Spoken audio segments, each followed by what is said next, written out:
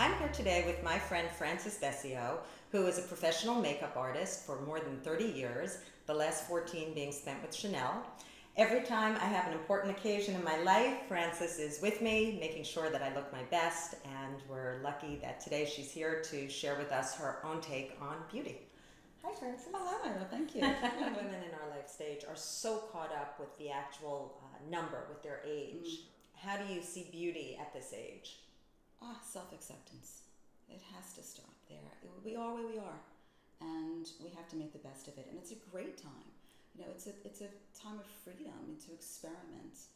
I only see the beauty in women, and that's what I try to pull out. As far as maybe something that they don't like, I actually try to teach them to pull their eye away from that. A great red lipstick will pull the eye away from an eye that might be a little bit wrinkly. You know, cheekbones that aren't where they want them to be. You know, facial features that they're just not happy about. I don't see that. I only see what makes someone beautiful and focus on that. What are the steps that you take that create that end result that's so successful? It starts with conversation and just an assessment of what someone looks like and what they're comfortable in, what is it that they're looking for. I always start with skincare. And you want the skin to look plump and youthful and glowing and healthy. So a great moisturizer is key. The most important aspect of makeup is getting the skin as even as possible. It's not so much about the color, it's more about the foundation.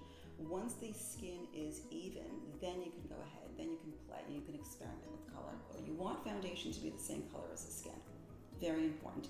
If it's too light, you'll look chalky. If it's too dark, you'll just look muddy and it'll age you. It'll actually bring down the energy. So you want something that's lifting. I then follow with a highlighter on the cheekbone. So we're talking about this area on the face here, right over the eye, right in the middle, maybe along the nose, maybe slightly on the forehead, also to bring it down on the neck, on the clavicle, and down the middle.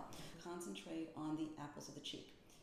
Not so much on the higher cheekbone, this area in here, because it tends to look fake, or down here, that whole chiseling. That's not where we blush. So a good rule of thumb is, if you were to exercise, where does that color come up? That's where you place your blush. What is something that women of our age should just avoid? Not to follow a trend. Not to say that trends aren't right or aren't fun.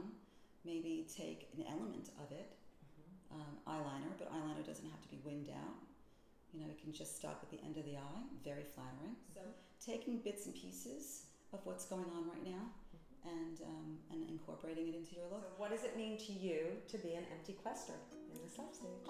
Permission to... Permission to go on my own quest. A quest for information, for knowledge, for experience. Traveling more, going to museums more, taking classes more, all the things that we've put on hold. Frances Vessio, expert makeup artist, to share some of her views on beauty, on aging, on confidence, on all the things that help us look our best at this life stage and always.